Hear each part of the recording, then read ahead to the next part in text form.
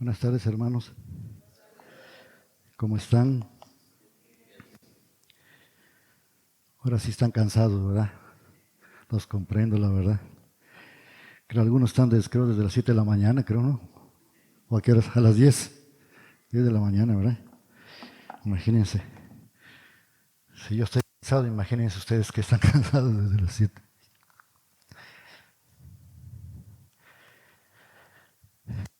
Pero es bueno que estemos poquitos ahorita, ¿verdad? Porque así les voy a dar permiso que se echen su pestañita. Y así yo también me echo mi pestañita, ¿verdad? Bueno, como se habrán dado cuenta, vamos a continuar estudiando el libro de Apocalipsis, ¿verdad? A ver si el Señor me da sabiduría, ¿verdad? Porque a veces yo mismo le entiendo Apocalipsis. Bueno, como se habrán dado cuenta, ya hemos pasado por los capítulos 4, 5 y 6, ¿verdad? De este segundo ciclo. Y si recuerdan, en el capítulo anterior, en el capítulo 6, vimos los 4 jinetes del Apocalipsis y también vimos la ira del Cordero. ¿Sí recuerdan? ¿Verdad? Esas fueron las 2 últimas prédicas. Y hoy vamos a ver el capítulo 7. Y vamos a ver acerca de los 144,000 sellados, ¿verdad? Y qué significa todo eso. Pero antes vamos a hacer un breve recordatorio de la prédica anterior. También vamos a ver un poquito de la introducción al capítulo 7 para poder, ¿verdad?, entrar y entenderle un poquito. Así es que es un poquito larguito, así es que no se me desesperen, ¿verdad? Y vamos a recordar lo que vimos en la prédica anterior, ¿verdad? Si recuerda, vimos que los santos clamaban por justicia, por la muerte de ellos, ¿verdad? Ellos habían sido muertos, sacrificados. ¿A causa de qué? De que habían guardado la palabra del Señor, habían sido fieles a Dios, habían guardado sus mandamientos y por eso fueron sacrificados, por eso fueron muertos. Y como habíamos dicho, también ellos no solo murieron por el Señor, sino que también vivieron por el Señor y para el Señor, ¿verdad? Entonces habíamos dicho que si hemos de morir por el Señor, es porque hemos vivido por el Señor. Porque tú no vas a morir por alguien al quien no conoces, ¿verdad? Tú vas a dar tu vida por alguien que conoces. También habíamos visto que el Señor los viste con vestiduras blancas. ¿Por qué? Porque Cristo es nuestro manto de santidad. Él es 3 veces santo. Y también habíamos visto que Cristo es el que los justifica, ¿verdad? El Señor es el que justifica.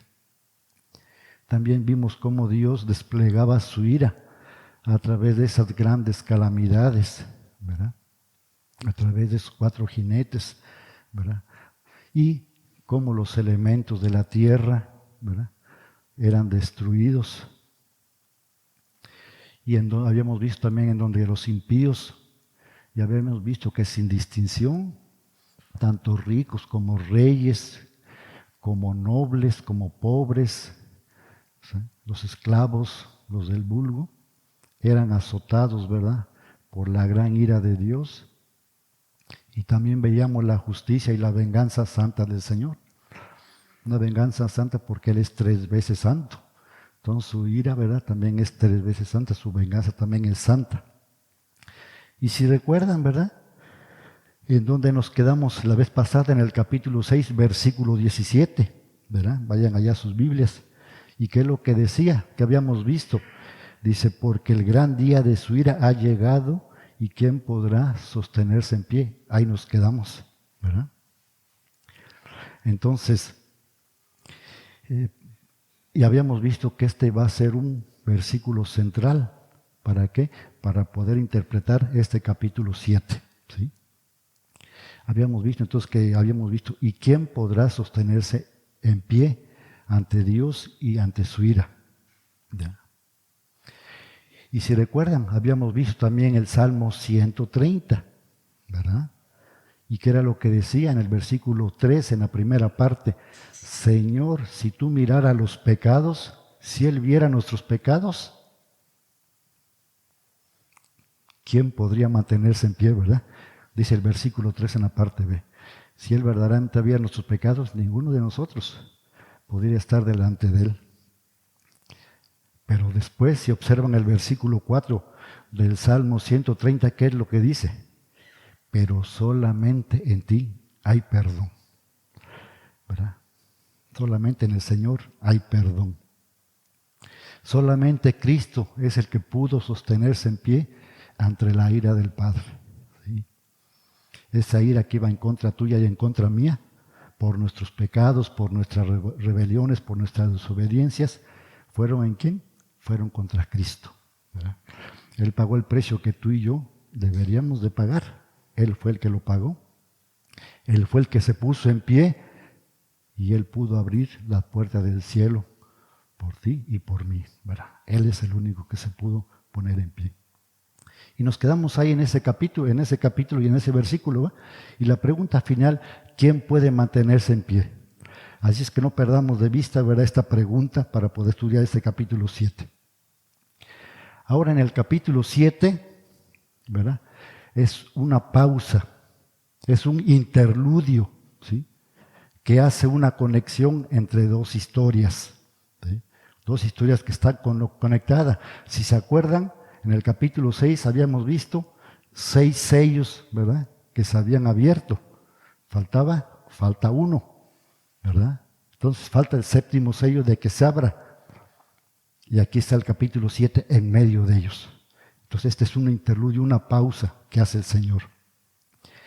Vamos a recordar un poco que este capítulo 7 es totalmente opuesto al capítulo 6, al anterior, ¿verdad? Si recuerdan, en el capítulo 6, ¿qué vimos? Vimos destrucción, vimos la ira de Dios desplegada, ¿sí? Y aquí, en el capítulo 7, vemos lo contrario.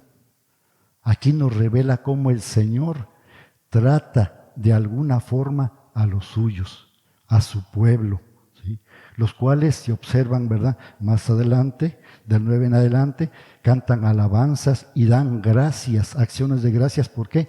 Por la liberación a través del Hijo de Dios. En el capítulo 6 veíamos lo que sucedía con los impíos, ¿verdad?, con los pecadores no arrepentidos, que vimos destrucción total, completa. Viene la ira de Dios en medio de la humanidad. Y como veíamos, y la pregunta es, ¿quién puede mantenerse en pie? Esa pregunta básicamente lo que está diciendo es, ¿quién podrá salvarnos? ¿Quién podrá poner oposición? ¿Quién podrá poner o detener esa ira del Señor? Y si observan, ¿quién es el que puede poner detener esa ira? Y nuevamente, vamos al texto central, como les habíamos dicho. ¿Cuál es? Apocalipsis 5:5. Capítulo 5, versículo 5. ¿Qué dice? No llores, el león de la tribu de Judá, la raíz de David, ha vencido. ¿Verdad? Entonces, ¿quién es el que puede detener esa ira? El Señor Jesucristo. ¿Sí? Y aquí el Señor nos reconforta. Si observamos en este capítulo, el Señor nos reconforta, ¿sí?, y nos recuerda precisamente lo que habíamos estudiado en el capítulo 4 y 5. ¿Sí? Si recuerdan, ¿qué es lo que estudiamos ahí? Que Dios estaba en su trono y Él tiene el control de todo, ¿sí? Él está reinando. Todo lo que está sucediendo, pero el Señor está reinando, está permitiendo todo eso, pero el Señor tiene el control de todo eso. Y si observamos qué pasaba, su pueblo estaba adorando, ¿sí? En el altar estaba adorando. Y en eso, hermanos, es en lo que debemos descansar, ¿sí? Todo lo que esté sucediendo, sabemos que el Señor tiene el control de todo eso, ¿verdad? Y aquí en este capítulo 7 es lo que nos va a decir: esténse tranquilos, yo tengo el control de todo. Así es que, hermanos, no caigamos en la desesperación, ¿verdad?, por ese castigo que viene, ¿sí? Recordemos que este castigo viene, pero ¿en contra de quién? De los impíos no arrepentidos. Si tú eres un hijo de Dios, y como vamos a ver, si tú estás sellado, no te preocupes. El Señor tiene el control de todo eso. Entonces no debemos de especular en relación a este capítulo 7, hermanos, dándole otras interpretaciones. Recordemos que este capítulo es una pausa, un interludio, ¿sí?, en donde el Señor nuevamente viene a dejarnos las bases cimentadas diciendo, estén tranquilos, yo he vencido. ¿Sí? Recordemos entonces, ¿quién se podrá levantar? ¿Quién podrá estar de pie? ¿Y cuál es la respuesta? Precisamente el capítulo 7. ¿Quiénes van a poder estarse pie? Los 144,000 sellados. Es este pueblo los que van a poder ponerse de pie. Ahora, ¿cómo vamos a interpretar este capítulo 7? ¿Qué escuela de interpretación vamos a seguir? Como sabrán, hay muchas escuelas, ¿verdad? Pero aquí en el libro de Apocalipsis vamos a ver dos formas de interpretarlo. Forma literal y forma simbólica. Literal o simbólica. Si la interpretamos de forma literal, significa entonces que estos 144,000 hombres es Israel, es la raza judía. ¿Sí? ¿Y qué escuela sigue esta interpretación? La escuela dispensacionalista, la forma literal, la cual dice que cuando ocurra el rapto secreto sobre la iglesia, Dios preparará 144,000 hombres de la raza judía para evangelizar y prepararla para el milenio. Y un gran avivamiento vendrá sobre esa nación y serán luz en medio de la oscuridad. Entonces aquí vemos que de una u otra forma estamos diciendo entonces que nuestra esperanza o la esperanza de la humanidad está en esa nación y que ellos van a ser luz en medio de la época de la tribulación. Y surge la pregunta, ¿esta interpretación será la que nosotros vamos a adoptar? ¿Serán las 7 dispensaciones que vamos a tomar para interpretar toda la Biblia? Nosotros hemos visto que la Biblia es una unidad orgánica, es una sola unidad, y que el hilo conductor de ella es el Evangelio. ¿Sí? Desde Génesis hasta Apocalipsis, es el Evangelio, nos habla del Señor Jesucristo. Y hemos visto que las iglesias de Asia, ¿verdad? Éfeso, Esmirna, Esmirna, Tiatira, Pérgamo, Sardis y Laodicea, están constituidas por hombres judíos, por griegos, por turcos y por mucha gente de toda raza y de toda nación, de toda lengua. ¿Sí? Entonces, si nosotros adoptamos esta interpretación, entonces tendríamos que tener y depositar nuestra fe y nuestra confianza en esa nación de Israel. Pero si observamos y vemos quién es el verdadero Israel, ¿quién es? Nuestro Señor Jesucristo. ¿Sí? Él es el Señor, Él es el verdadero Israel. Gracias, hermano. Él es el verdadero hombre que cumplió la ley de Jehová. Él es el único. Ahora una pregunta, hermanos. ¿Qué pasaría si tuviéramos en nuestra congregación a un hermano israelita y un hermano palestino? ¿Qué sucedería? ¿Tendríamos que de alguna otra forma despreciar al hermano palestino por sobre el israelita? No, ¿verdad? ¿Sí? No.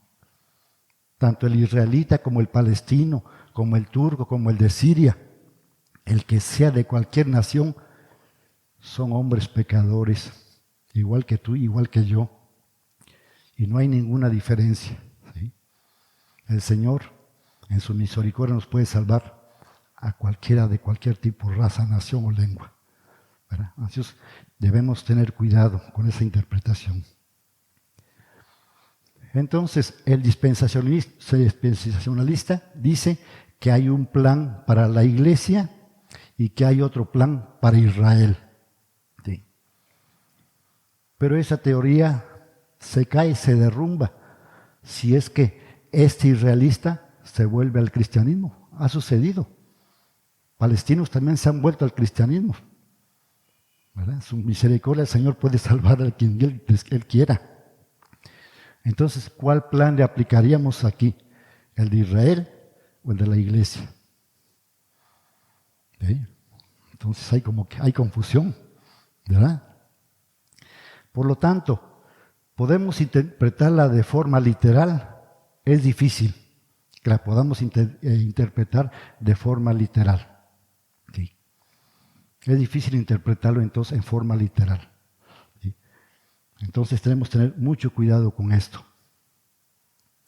Otra interpretación, otra escuela, es la de los testigos de Jehová. Ellos dicen que los 144,000 son hombres y mujeres que reinarán con Dios y el resto vivirá aquí en la tierra con paz. Ellos decían que eran ellos, 144,000, pero cuando vieron que ya se habían pasado, entonces como que ya modificaron, ¿verdad? Entonces, unos van a reinar con el Señor y otros van a reinar aquí en la tierra. Es curiosa esta interpretación, ¿sí? ¿De qué? De que el Señor da ciertas promesas a unos y otras promesas a otros. ¿Sí? Ahora, por otro lado, yo creo que esos 144,000 ya murieron, ¿verdad? Ya murieron. Entonces, ya están completos. ¿Y nosotros? ¿Qué pasaría? ¿Sí? Entonces, esa interpretación también como que no. ¿Verdad? La otra interpretación, la cual tenemos que considerar, es la que nosotros vamos a adoptar. Es la simbólica. ¿Sí? Ahorita vamos a ver por qué.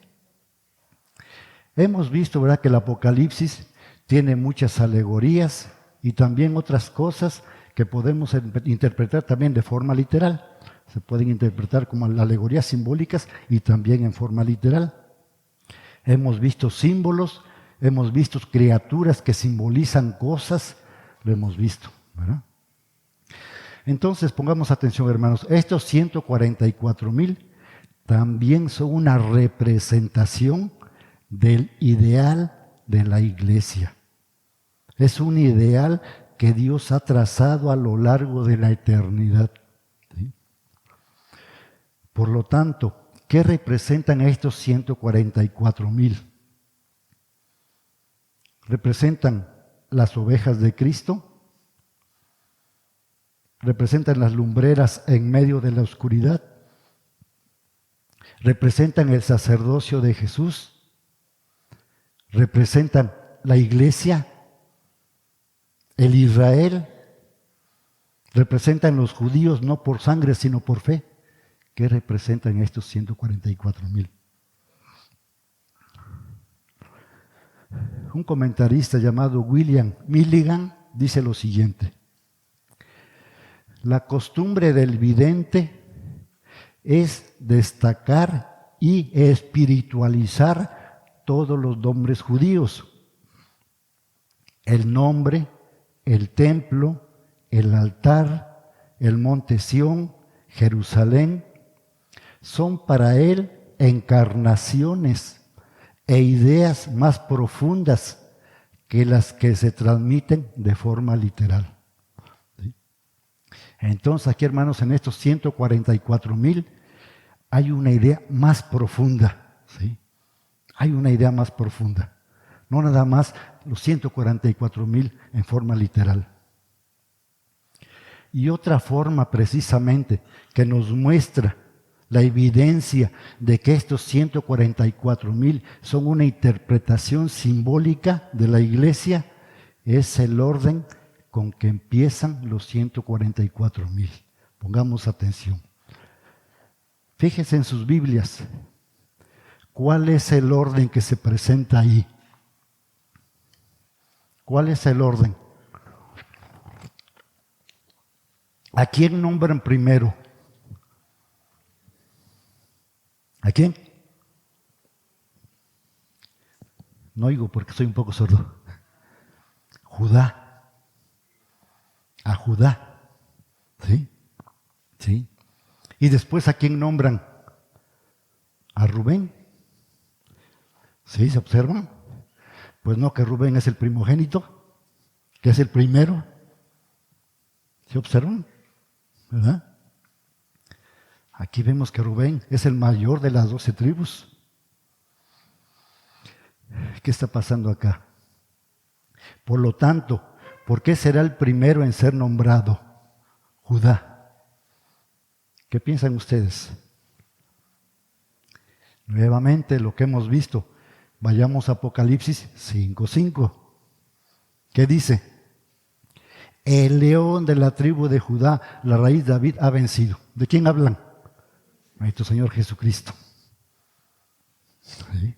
Nuestro Señor Jesucristo. ¿Sí? Aquí el pasaje y el contexto está claro. ¿Sí? Está claro. ¿Sí? Por eso es que podemos decir que representa a la iglesia. Porque Jesucristo, nuestro Señor Jesucristo, ¿de dónde descendió? De la tribu de Judá. ¿Quién es el primero? El Señor Jesucristo. ¿Se van entendiendo, hermanos? ¿Sí? Y podemos ver después que hay una mezcla de los nombres. Estos nombres de los patriarcas, hay una mezcla. ¿Sí? Y mucho se ha especulado acerca de este orden. Se han dicho muchas cosas. ¿Sí? Por ejemplo, que el anticristo viene de la tribu de Dan. ¿Sí? Y que por eso no aparece aquí esa tribu. Y podemos caer en ese tipo de interpretación, ¿verdad? Y decir, no, pero es que aquí hay un orden. Y nosotros muchas veces incluso interpretamos mal esto, hermanos. ¿Sí? De tal forma que a veces damos privilegios físicos y posicionales a estas tribus, ¿verdad? Pero si observamos, aquí podemos ver que no hay un orden, no hay una jerarquía, ¿verdad? Si observan eso, no hay un orden, sino aquí vemos que Cristo es la cabeza. Nuestro Señor Jesucristo es la cabeza. Por eso es que la tribu de Judá aparece en primer lugar. Cristo es el fundamento de la iglesia, ¿sí? Y eso hay que tenerlo claro. No es Israel la nación, es Cristo el verdadero Israel. ¿Sí? Aquí no hay jerarquías, hermanos, aquí no hay privilegios. ¿Sí? Aquí que vemos que todos somos hijos de Dios, de un único Padre, como dice Malaquías 2:10. ¿Sí? Y a lo largo de la Biblia podemos ver, ¿verdad? A veces también que hay privilegios. ¿Sí? Por ejemplo, muchos padres quieren más a un hijo que otros. ¿Sí? Por ejemplo, Jacob, ¿por qué quería más a José? Porque lo tuvo en su vejez, privilegio. ¿Por qué Isaac quiso más a Esaú? Porque él cazaba y comía de lo que él cazaba. ¿Sí se dan cuenta? Hay privilegios. ¿Por qué Rebeca ama más a Jacob? Privilegios también.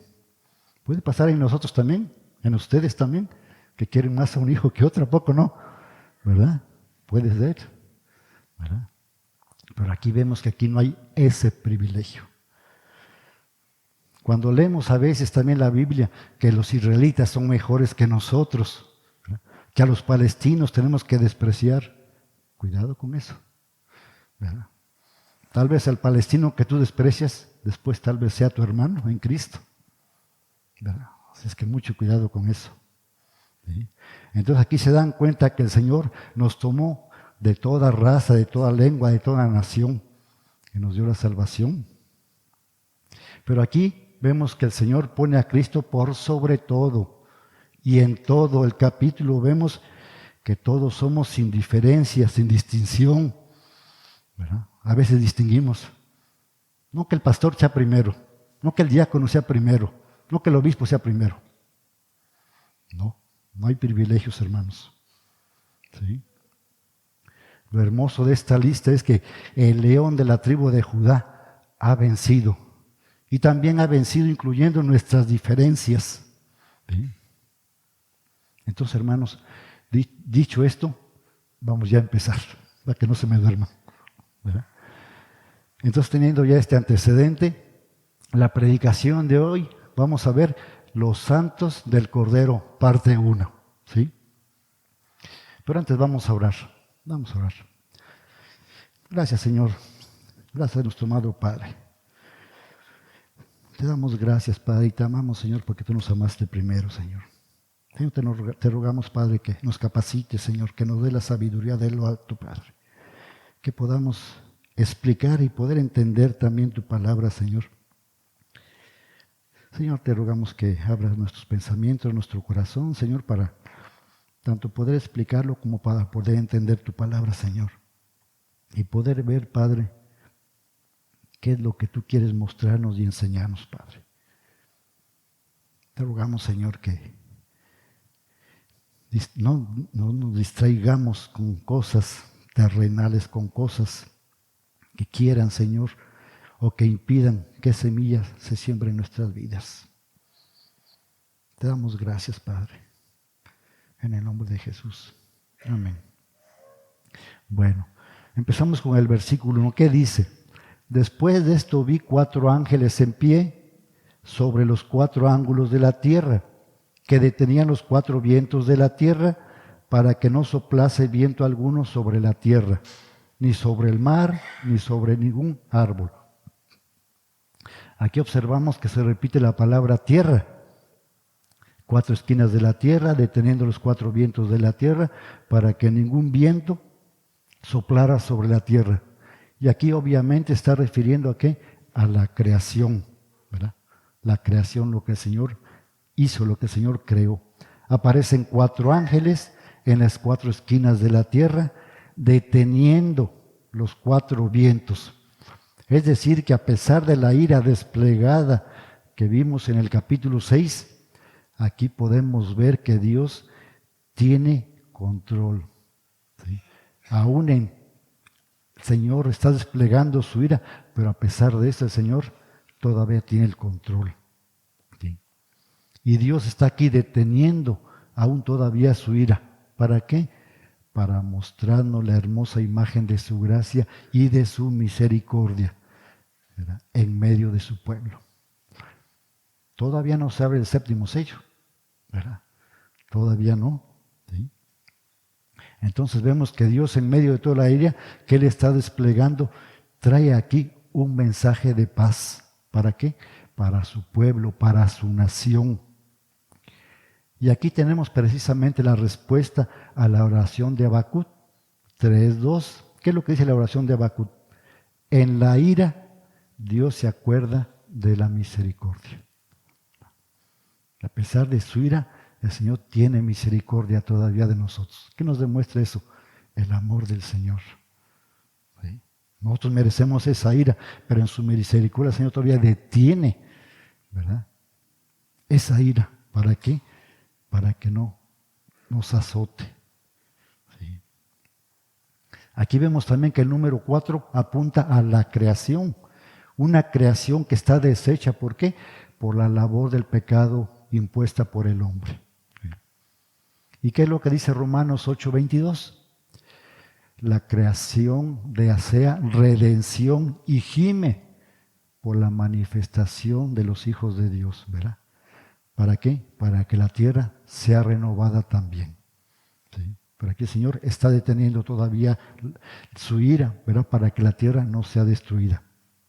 Entonces aquí nos muestra que Dios ama su creación. ¿Por qué? Porque lo que Él creó que hizo, que lo que dijo el Señor, era bueno. Lo que Él creó era bueno. ¿Sí? Y podemos observar cómo los elementos, la destrucción, son aquí detenidos para mostrarnos precisamente un mensaje de paz para su pueblo. ¿verdad? Estén tranquilos, ¿verdad? Yo tengo el control de todo. ¿Sí? Ahora, la expresión 4 esquinas de la tierra se pueden leer en algunos pasajes. Vamos a ver algunos pasajes. Si se acuerdan la vez pasada que habíamos visto Zacarías 6 del 1 al 8, ¿verdad? ¿Qué es lo que decía? Eso lo pueden leer en su casa, ¿verdad? Zacarías 6 del 1 al 8. Ahí nos mostraba una imagen de los 4 jinetes y también nos hablaba de los 4 vientos. ¿Sí? ¿Se acuerdan que decía que los 4 carros? ¿De qué nos está hablando? De destrucción, precisamente. Veamos Zacarías 6:5. Zacarías 6:5. ¿Qué dice? Dice, y el ángel contestó y me dijo, estos son los 4 vientos del cielo que salen después de presentarse ante el Señor de toda la tierra. Veamos también Ezequiel 7:2. Dice, y tú, hijo de hombre, di, así dice el Señor, Dios a la tierra de Israel, el fin viene sobre los 4 extremos de esta tierra. Aquí vemos que está apuntando nuevamente ¿a qué? A la destrucción de todo. ¿Sí? Está haciendo la limpieza que estamos viendo, ¿verdad? Está destruyendo lo malo de la tierra para después hacer tierra nueva. ¿Sí? Jeremías 51:1 que dice, así ha dicho Jehová, yo levanto un viento destructor sobre Babilonia y contra sus moradores que se levantan contra mí. Vemos entonces, hermanos, que estos vientos son los agentes de Dios. ¿Para qué? Para ejecutar su juicio. Estos vientos es lo que representan el juicio de Dios. Algunos teólogos dicen que se refiere a los 4 jinetes del Apocalipsis, ¿verdad? También. Pero sea como sea, aquí los ángeles, ¿qué pasa? Están deteniendo el poder destructivo de los 4 vientos. ¿Sí? ¿Para qué? Para que no destruya todavía la tierra, la creación, ¿sí? Con huracanes, con tornados, con tempestades. Estos 4 ángeles todavía están deteniéndose. ¿Y qué dice la palabra? Que se levanta otro ángel. ¿Sí? Versículos 2 y 3. Dice, y vi a otro ángel que salía del este, con el sello del Dios vivo, y clamaba con clamor fuerte a los 4 ángeles a quienes les fue dado poder para hacer daño a la tierra y al mar, diciendo, no hagáis daño a la tierra, ni al mar, ni a los árboles, hasta que hayamos sellado en la frente a los siervos de nuestro Dios. Entonces está deteniendo, ¿verdad? Todavía, hasta que sean sellados los siervos de nuestro Dios. Aquí la palabra otro significa otro ángel, ¿verdad? Es un ángel también de la misma clase que los anteriores, ¿verdad? Que estaban manteniendo los 4 vientos todavía para que no destruyeran la tierra. Aquí no podemos especular, ¿verdad?, acerca de este ángel y dar una interpretación particular, ¿sí?, de este ángel. Pero algunos lo interpretan que es el mismo Señor. ¿Sí? Pero independiente de eso, Él trae una señal. Él trae un sello del Dios vivo y viene del este, lo cual significa que se acerca desde el este donde sale el sol. ¿Sí? El sol, que es fuente de luz, ¿verdad?, fuente de calor, fuente de energía. Eso es lo que significa el sol, ¿verdad? Y este ángel distinguido se relaciona aquí con la salida del sol. Quizá aquí está haciendo alusión a la profecía de Malaquías 4:2, Malaquías 4:2, quien había anunciado que para aquellos de su pueblo que temían su nombre, dice Malaquías, nacerá el sol de justicia y en sus alas traerá salvación. ¿Quién es el Dios de justicia? Nuestro Señor Jesucristo. ¿Sí? Y para ilustrarlo, el templo de Jerusalén miraba precisamente hacia el este para centrar su atención en la salida del sol y la presencia de Dios. El templo estaba dirigido hacia el este. Entonces, es decir, este ángel viene ascendiendo y nos trae un mensaje de parte de Dios, de parte del Señor, lo cual ese mensaje es una excelente noticia ¿En medio de qué? De la ira del Cordero, de la devastación de los 4 jinetes, de la destrucción de la tierra. Trae un mensaje. Aquí la señal de identidad del ángel es el sello del Dios vivo, es lo que dice la palabra. Es el mensaje del Dios vivo. Y esta señal parece comunicar el cuidado protector de Dios que nadie puede deshacer y nadie puede destruir. Ese mensaje es el cuidado del Señor. Tanto esta señal como de donde viene el ángel nos hace concluir entonces que es un mensaje de paz por parte de nuestro Señor. Un mensaje que dice, yo los estoy cuidando. Ese es el mensaje que trae este ángel. Yo los estoy cuidando. ¿Por qué? ¿Qué es lo que dice? Detengan los vientos, todavía no destruyan. ¿Sí? Podemos afirmar entonces que ningún juicio de la ira de Dios va a venir sobre aquellos creyentes que han sido sellados por Dios. Repito, ¿sí? Podemos afirmar que ningún juicio de la ira de Dios va a venir sobre aquellos creyentes que han sido sellados por Dios. ¿Sí? Y aunque en este pasaje se afirma acerca de los 144,000, sabemos por otra parte de la Escritura que ningún creyente sufrirá la ira de Dios. Veamos lo que dice Primera de Tesalonicenses 5:9. Primera de Tesalonicenses 5:9. ¿Qué es lo que dice? Porque no nos ha puesto Dios para ira, sino para alcanzar salvación por medio de nuestro Señor Jesucristo. ¿Sí? También Jesús dijo en Mateo 10, 29 y 30, ¿no se venden 2 gorriones por una monedita? Sin embargo, ni uno de ellos caerá a tierra sin que lo permita el Padre. Y Él les tiene contados a ustedes aún los cabellos de la cabeza. ¿Qué quiere decir? Que nada pasa sin que el Padre lo permita, hermanos. Entonces aquí estamos viendo un mensaje alentador, esperanzador. ¿Para qué? Para las 7 iglesias. ¿Sí? Así es que no perdamos de vista eso, ¿verdad? Y como hemos visto, las 7 iglesias que eran perseguidas, estaban siendo mutiladas por causa de Cristo. Y el Señor aquí le está diciendo, yo tengo cuidado de ustedes, yo los estoy cuidando, yo los tengo bajo mi sello. ¿Sí? Ahora, ¿qué es un sello? ¿Qué es un sello? En las cosas cotidianas usamos cosas con sello. Por ejemplo, su billetito que tienen ustedes ahí, ¿verdad? No sé de cuánto tengan un billete ahorita, de 100, 200, 1000 pesos, ¿verdad? Y si vemos el dinero, tiene un sello de agua, ¿verdad? Ese sello de agua los identifica de tal forma que no puedan ser adulterados, ¿verdad? Ese sello que tienen los billetes. Dice William Hendrickson, dice que ese sello es lo más precioso bajo el sello. Más adelante vamos a ver el por qué. Y luego presenta 3 funciones de ese sello. ¿Cuáles son las funciones de ese sello? Primero, ese sello dice que impide alterar. O sea, impide que sea adulterado, que haya adulteración. Eso es lo que hace ese sello. También garantiza propiedad, diciendo es mío. ¿Verdad? Ese sello significa también es mío. Y por último, aplicado también a un documento, certifica que es auténtico. Ese sello, si tú eres sellado, ese sello es auténtico. ¿Verdad? Cuando pone un sello un notario es porque es auténtico. ¿Sí? Entonces, ese sello evita adulteración, evidencia que es propiedad, identifica que es auténtico, no es adulterado.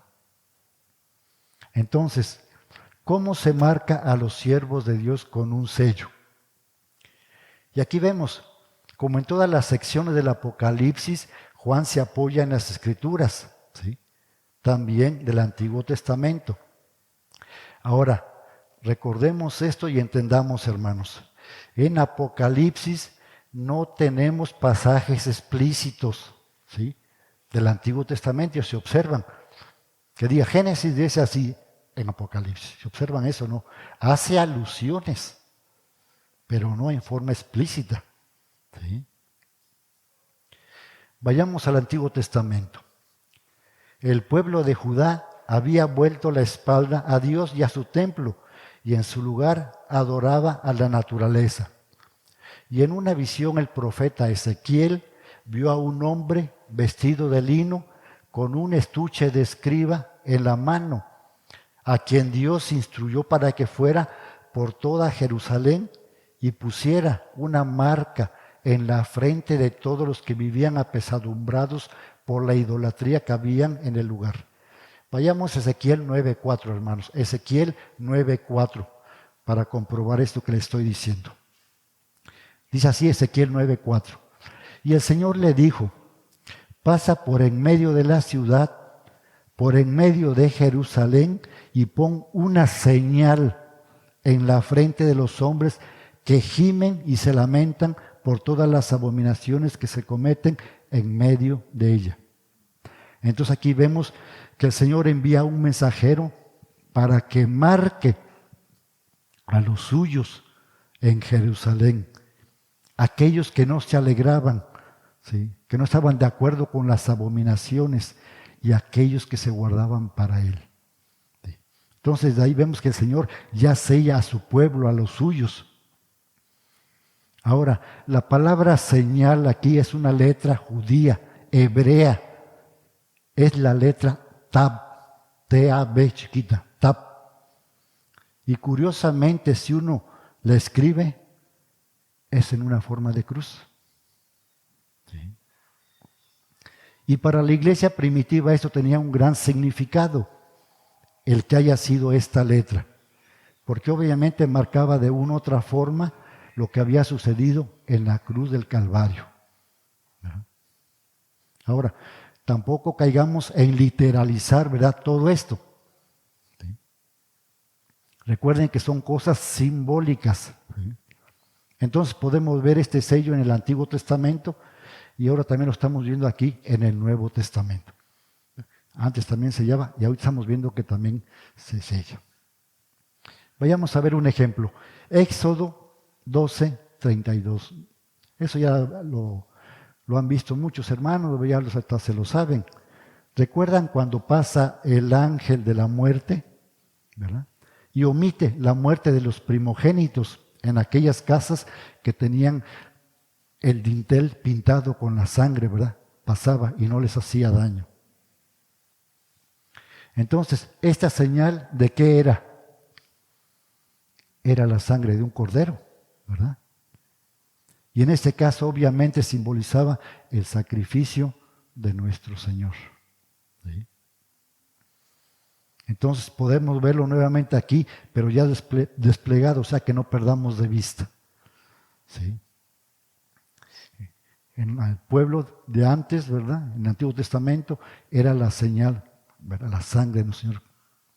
Y ahorita nosotros, ¿cómo somos sellados? Por la fe en nuestro Señor Jesucristo, en el sacrificio de nuestro Señor Jesucristo. Tengamos presente esto. Entonces, el símbolo del pueblo de Dios es la señal invisible del Padre y del Cordero. Más adelante vamos a entender un poquito más esto, hermanos. ¿Qué es lo que dice Apocalipsis 14:1? Apocalipsis 14:1. Aquí nuevamente podemos ver esa señal. Y así Apocalipsis 14:1.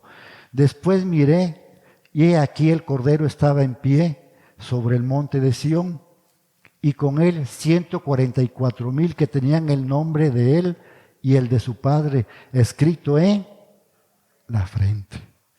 ¿Verdad? Escrito en la frente, en una forma visible. Y nosotros somos sellados en el corazón, adentro, no se ve, una forma invisible. Aquí nuevamente podemos ver que esta señal es del Padre y del Cordero, ¿sí?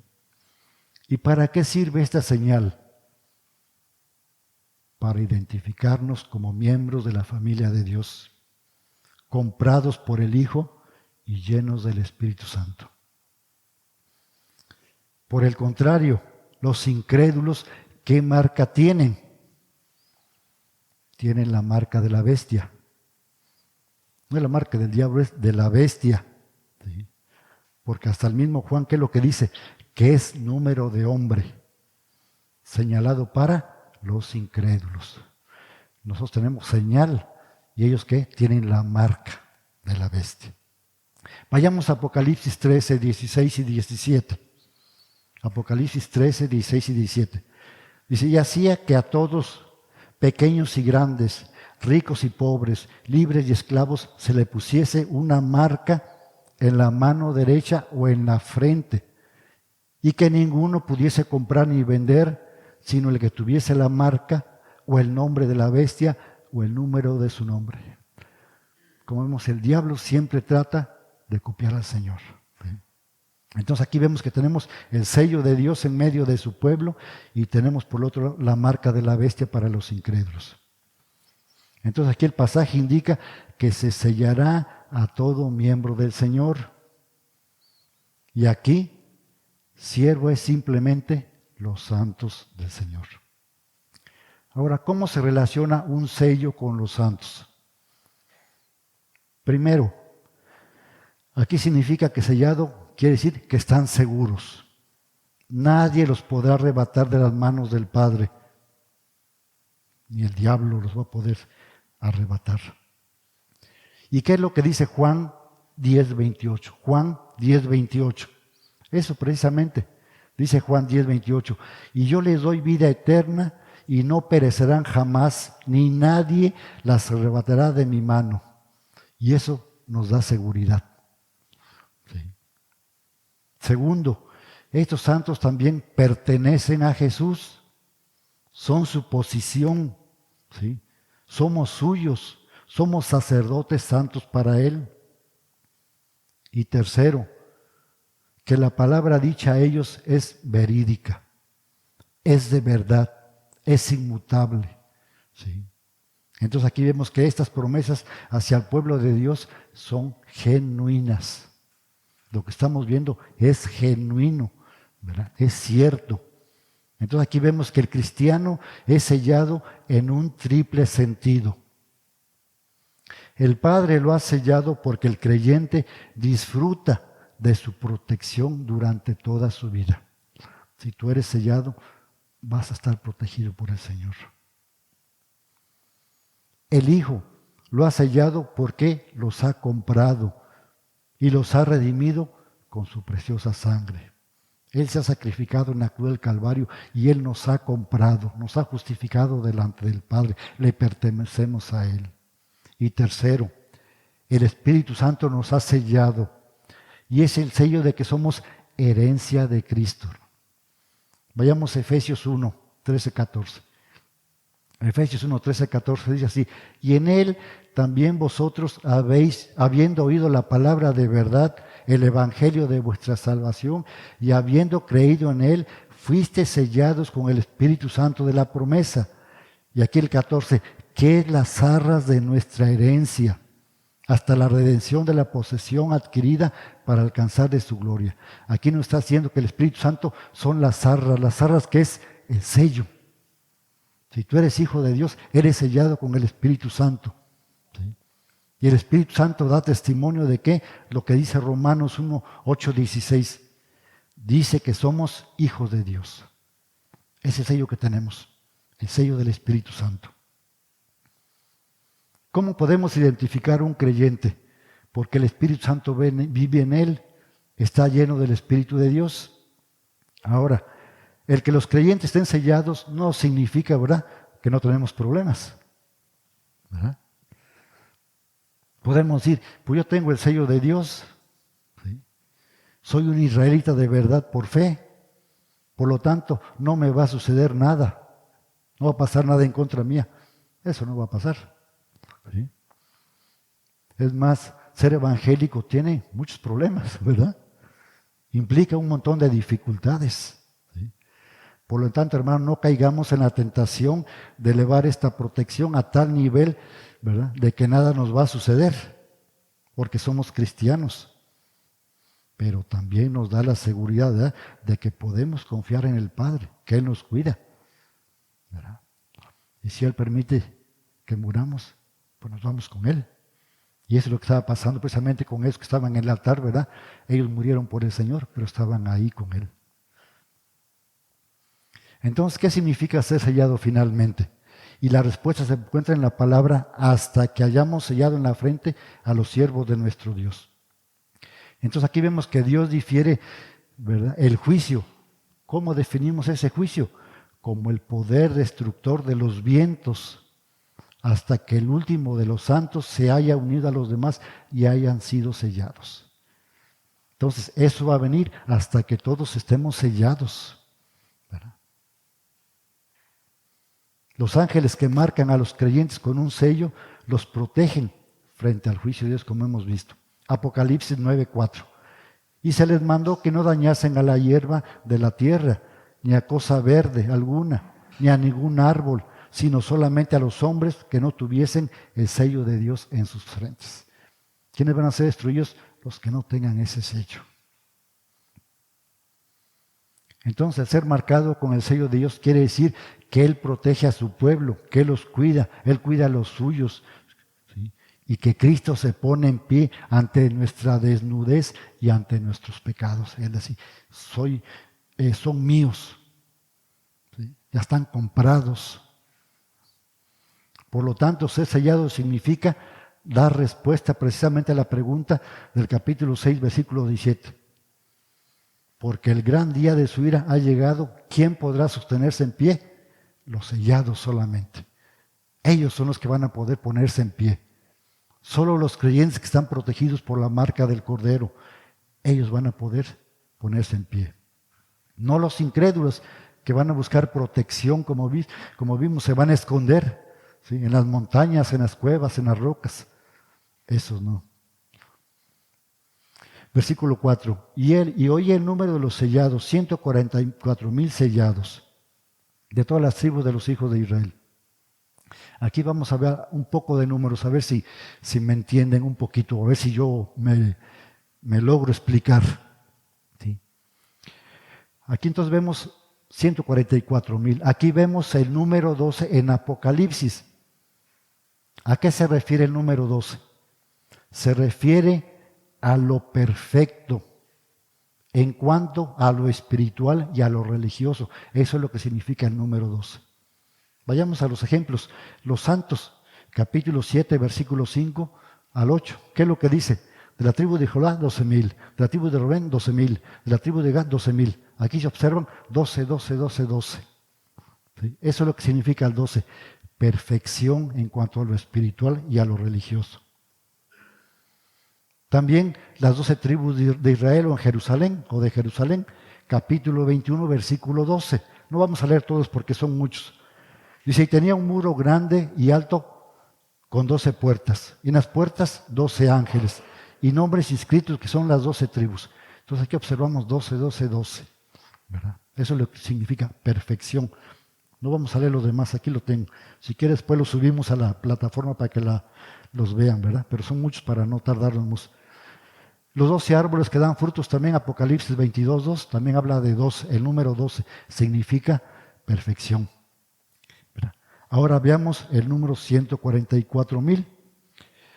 Podemos ver que el número 10 es el número de abundancia, significa abundancia.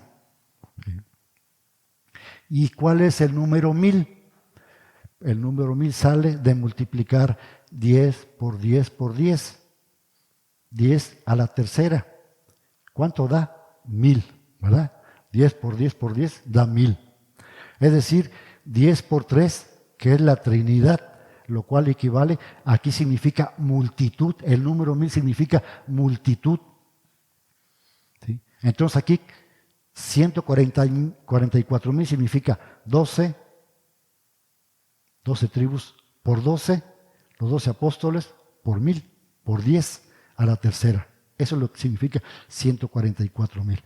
Ahora, es un número simbólico, ¿sí?, que expresa una multitud, la cual está marcada por una perfección absoluta. Esto es lo que significa 144,000, multitud y perfección absoluta. ¿Sí? 12 tribus por 12 apóstoles, multiplicado por 1000, equivale a perfección, multiplicada por perfección, multiplicado por una multitud. ¿Sí? Entonces aquí este número 144,000 nos habla o nos dice lo ideal. Eso significa lo ideal del pueblo de Dios. Esto es lo que significa 144,000. Multitud, perfección. Esto es lo que significa. Y que va seguido de lo actual, lo que estamos viendo aquí, ¿verdad? De toda tribu de Israel, se observan, ¿verdad? De la tribu de Judá, 12,000, de la tribu de Rubén, ahí están detalladas todas las tribus. Entonces, espero me haya yo hecho entender, ¿verdad? Entonces, los 144,000 nos habla de una multitud incalculable y transmite el concepto de armonía, de unidad y de excelencia. Eso es lo que significa los 144,000 hermanos. Sí. Aunque a veces, ¿verdad?, está la tentación de tomar en forma literal este número, ¿sí?, de toda tribu de Israel, individualizarlos. Y vemos que en el Nuevo Testamento se enseña que las barreras de distinciones raciales ya han sido derribadas, ya que todos los creyentes somos uno en Jesucristo. Aquí el tema es que el número 144,000 nos muestra un número perfecto del pueblo de Dios, un ideal del pueblo de Dios. Esto es lo que significa este número. Porque si vamos a lo real, lo que estamos viendo aquí, ¿qué pasa? El pueblo real, ¿cuál es el pueblo real? El pueblo real tiene dificultades. ¿Sí se entiende?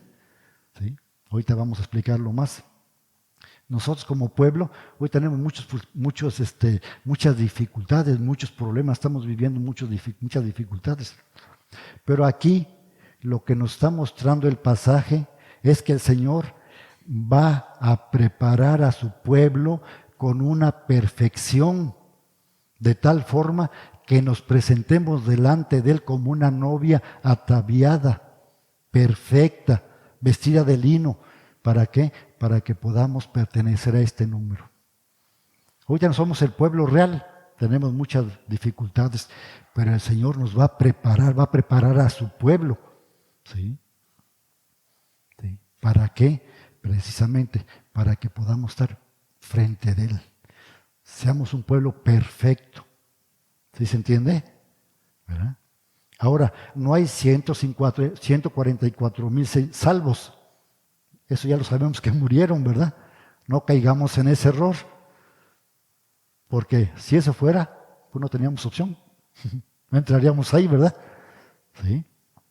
Pero como vimos en el capítulo 4 y 5, ¿qué es lo que dice? Que eran millones de millones. ¿Sí? O sea que todavía tenemos chance, ¿verdad? Sí. ¿Qué dice Juan? Que era muchedumbre de muchedumbre. ¿Sí?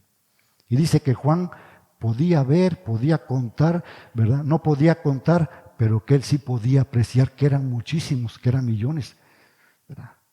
Esperemos, Señor, que ahí estemos en esos millones nosotros, ¿verdad? Amén, ¿verdad? Nadie dice amén, ¿verdad? Entonces, dice que eran como las estrellas, ¿verdad?, como la arena del mar, que no se podían contar, ¿verdad? Ojalá estemos ahí. Entonces vemos que el Nuevo Testamento enseña que las barreras de distinción raciales han sido derribadas por Cristo. ¿Sí? Ya no cuenta ser judío, griego, romano, ya no cuenta, ¿verdad? Y qué bueno, ¿verdad? Porque ahí se acaba todo, todas nuestras divisiones ahí se acaban. ¿Sí? Leamos los siguientes pasajes, algunos nada más para no extendernos mucho porque ya es tardecito. Romanos 10:12 dice, porque no hay diferencia entre judío y griego, pues el mismo que es Señor de todos es rico para con todos los que invocan. Romanos 2:28-29 dice, pues no es judío el que lo es exteriormente, ni es la circuncisión la que se hace exteriormente en la carne, sino que es judío el que lo es en lo interior, y la circuncisión es la del corazón en espíritu, no en letra.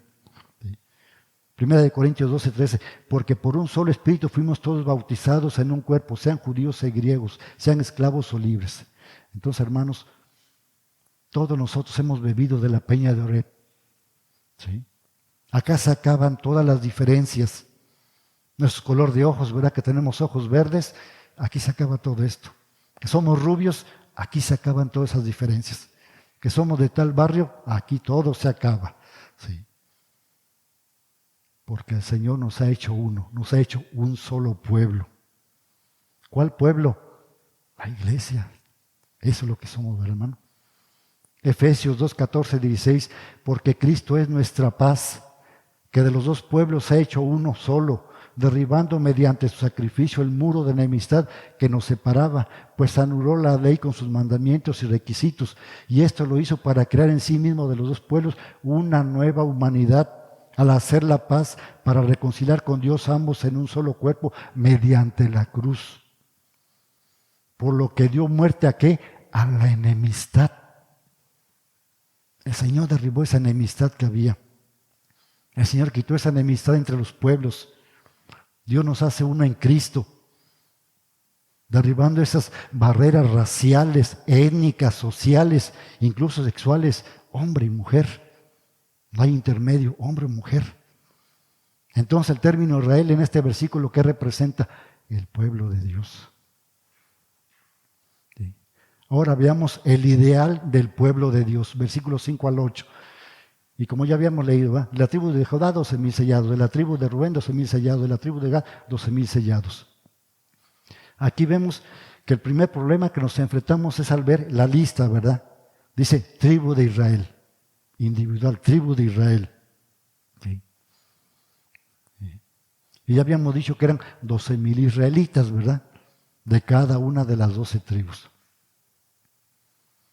Y como vemos, las 12 tribus constituyen la base sobre la que se edifica completa la estructura de la casa, y todos los habitantes de la casa de Dios constituyen una sola familia sin ninguna subdivisión. ¿Sí? Todos los creyentes del pueblo de Dios no son el Israel, nosotros somos injertados en el olivo. Romanos 11, 17. Dice, pues si algunas de las ramas fueron desgajadas y tú, siendo olivo silvestre, has sido injertado en lugar de ellas y has sido hecho participante de la raíz y de la savia y de la rica savia del olivo. Nosotros no éramos judíos, no éramos Israel, pero hemos sido injertados en su pueblo. Jesús también dijo en Juan 10, 16, tengo otras ovejas que no son de este redil, y también a ellas debo traerlas. Si ellas escucharan mi voz, habrá un solo rebaño y un solo pastor. Somos un solo rebaño. Tenemos un solo pastor nada más. Todos. Todas las tribus. Y él dice, ellas son ovejas. ¿Quiénes? Los gentiles. ¿Verdad? Nosotros. Aquí está hablándole a los judíos, ¿verdad?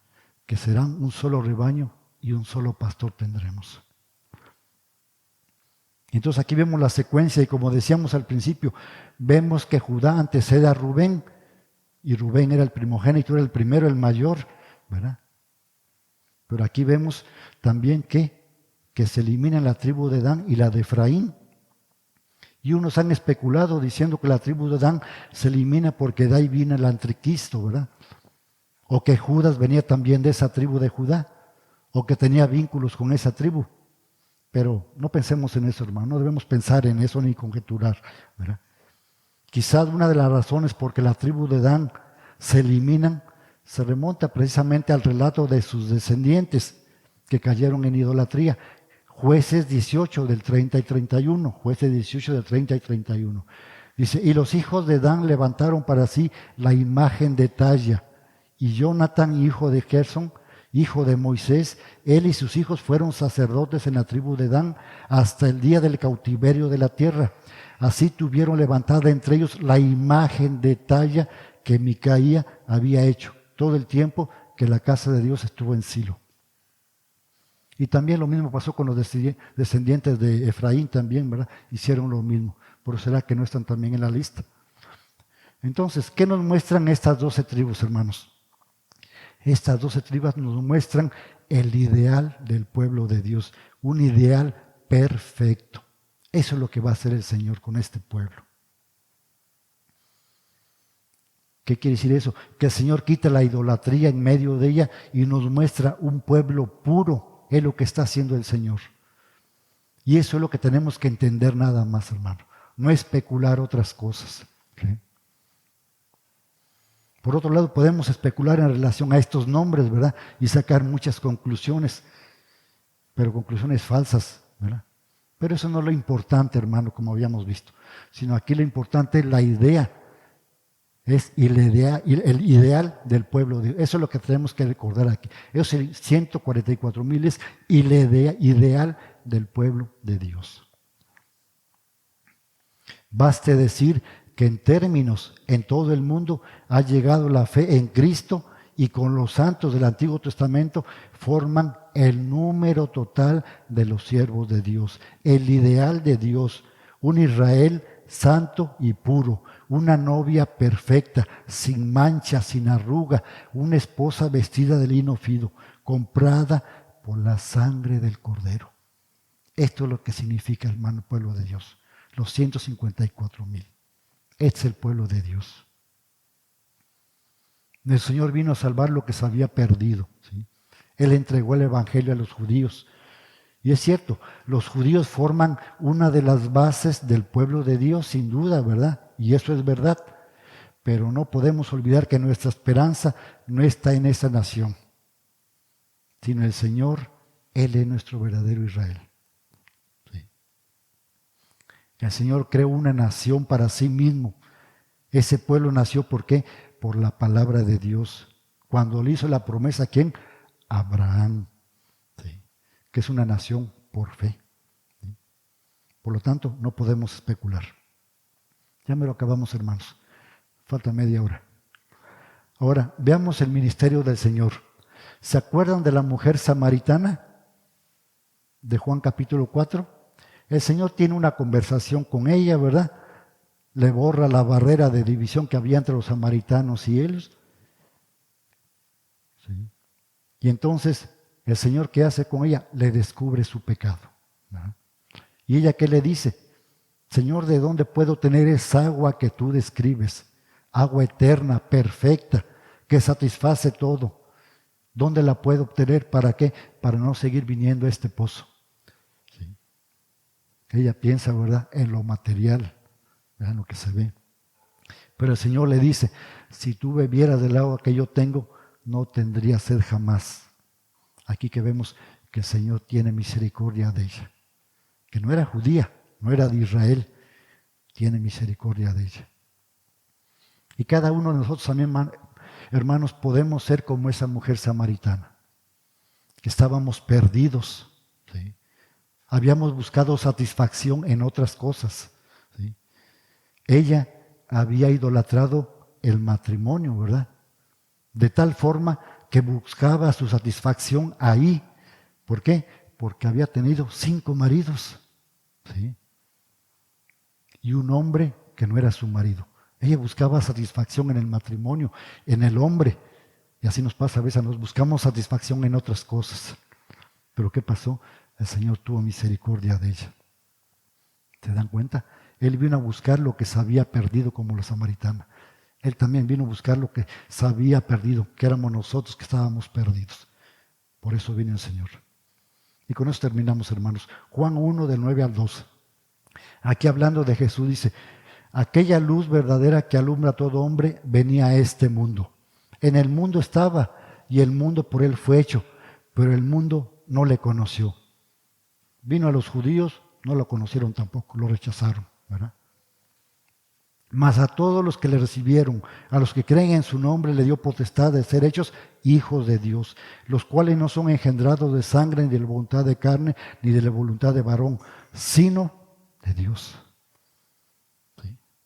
No somos hijos de Dios porque seamos israelitas, porque seamos judíos, sino porque somos hijos de Dios. A los que creen, ¿qué? En su nombre. ¿Cuántas veces nosotros depositamos nuestra fe en hombres, en nuestros propios trabajos, en nuestras propias fuerzas, en nuestras propias profesiones? ¿Sí? Mas Él nos dice que podemos ser hijos de Dios. ¿Por qué? Porque creemos en su nombre. Cree en el Señor Jesucristo y serás salvo. arrepiéntete de todo corazón, ¿verdad? Recordemos a la mujer samaritana cuando hablamos del arrepentimiento, ¿verdad?